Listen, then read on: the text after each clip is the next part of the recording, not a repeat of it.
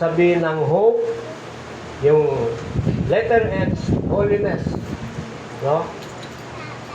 Kailangan yung mga tunay na mga Kristiyano mamuhay na may kabanalan. Sabi dun sa Hebrew 12 verse 14, mga kapatid. Ito ang kailangan para makapamuhay ng may kabanalan. Letter O, obedience. Maging masunurin tayo, una sa Diyos. Sabi nga kanina sa prayer ni Pastor Rudolph, sumunod tayo, sumunod. Huwag matigas ang ulo. Huwag matigas ang ulo. Sapagkat yung sumusunod, pinagpapala. Tignan nyo, na perfect example natin yung Panginoon sa kanyang pagsunod. Doon sa Hebrew, mga kapatid, kaya nga siya po ang ating aasahan 5 verse 8 and 9. Sabi po, at kahit na siya ay anak ng Diyos,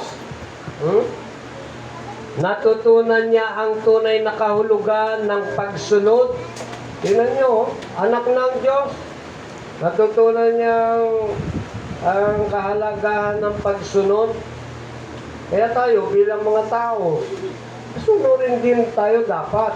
Sapagkat kung hindi tayo magiging masunurin, walang pagpapala, puro pagpapalo ang aabutin natin. Alam niyo ba, nung araw, yung mga teacher, pag hindi ka sumunod, gaganunin ka. Papaluin ka sa kamay. Singit sa... Papaluin ka sa kamay. Kukurutin ka, tigas ng ulo mo. Di ba? Bawal na po ngayon yun. Dahil masama po namang gawin talaga. Ngunit sa pamamagitan ng maayos at pananalitang merong paggalang, dapat susunod. Pwede po ba na ganito po ang gagawin natin? Susunod naman tayo. Ano po? Binigyan tayo ng kaalaman at karunungan ng Panginoon. Alam natin yung mabuti at alam natin yung masama. Pagka mabuti, sasama tayo. Pagka masama, hindi tayo sasama. Mga kapatid, tingnan nyo, perfect example ang Panginoon. Kahit na siya ay anak ng Diyos, natutunan niya ang tunay na kahulugan ng pagsunod sa pamamagitan ng pagtitiis. May kalakip pala po yun. Yung sumusunod po pala, may pagtitiis. Salamat kay Brother Junel, at saka kay Brother Dennis. Amen! Nilinis, inayos, maganda. Praise the Lord. Palakpakan natin yung kabrother natin. Palahin sila ng Panginoon. Hindi, totoo po yun. Luminis, gumanda. Yun naman ang gusto ng Panginoon. Binibigyan kayo ng wisdom, tayo ng wisdom para gamitin para sa bahay ng Panginoon. Ang gaganda ng bahay natin, pero yung bahay ng Panginoon, paano natin pagagandahin? Malay ninyo, dumating ang panahon, may aircon dyan. O kaya, elevate tayo. Bigyan niya tayo ng napakalaking bahay-sambahan para mas marami pa tayong mahakay na kaluluwa. Yun po yun Baka biglaan isa sa atin maging mayaman. Maging mayaman. Hindi imposible po yun Posible sa umaasa sa Diyos. Inaasahan natin yun ang Panginoon, na may gagawin siya, kikilos siya. May miracles nga siya noon, magpahanggang sa ngayon, yung miracles niya na yun, yung wonders niya na yun. Amen? Amen! Kaya yun po, sabi niya, at nang siya ay maging ganap, siya ay naging walang hanggang tagapagligtas ng lahat ng mga sumusunod sa kanyang kalooban. Brothers and sisters, kung tayo naging masunurin sa Diyos, sabi ng pastor, mag-Bible study tayo. Sumunod kayo. Ngayon, marami kayong naakay, nakaluluwa. Nailigtas na sila. Sa dilim, pumunta doon sa liwanag. Amen? Amen. Kayo ang gagamitin ng Panginoon. Kahit nasaan lugar po kayo. Kahit nasa lugar. Halimbawa, nasa abroad. Si Brother Ari, mag-share siya doon para hindi masayang. Hindi masayang yung pagkakataon.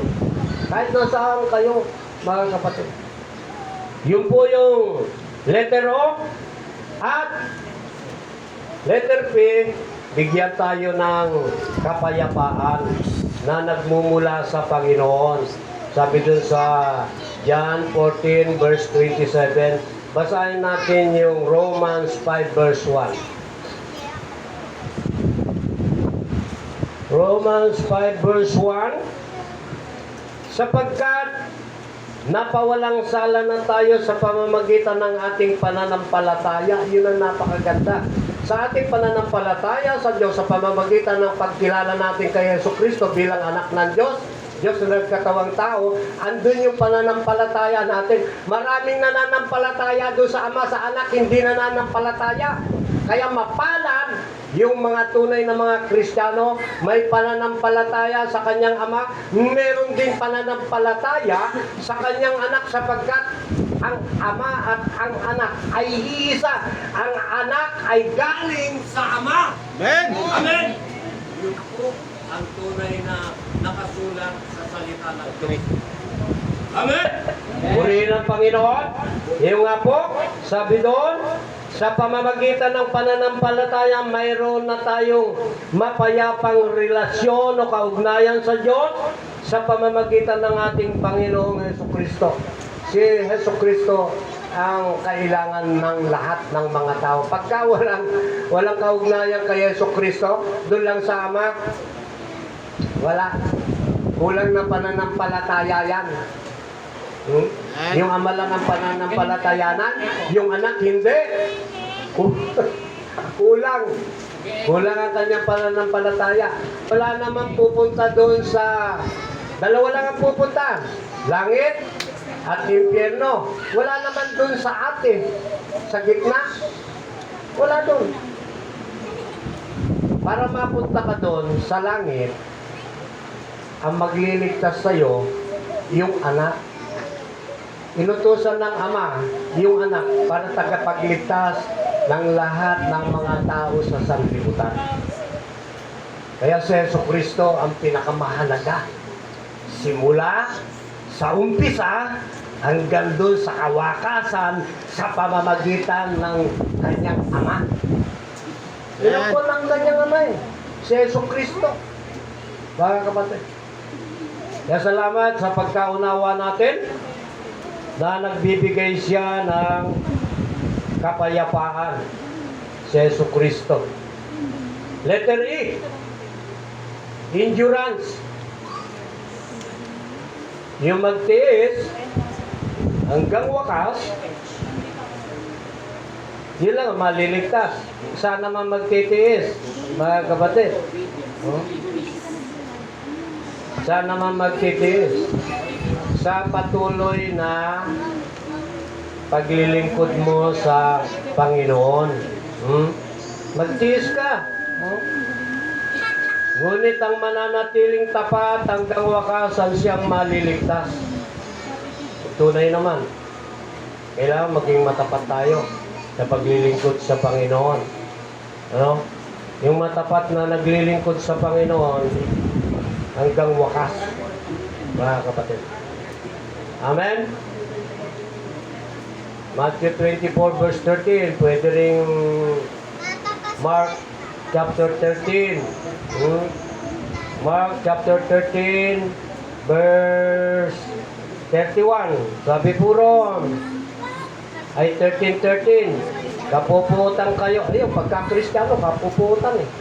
Kapuputan kayo ng lahat dahil sa pagsunod sa akin. Ngunit ang mananatiling tapat hanggang wakasan siyang maliligtas. Tunay naman, mga kapatid. Kaya yung Diyos ang aasahan natin sa lahat ng panahon at pagkakataon. Tayo po tayo.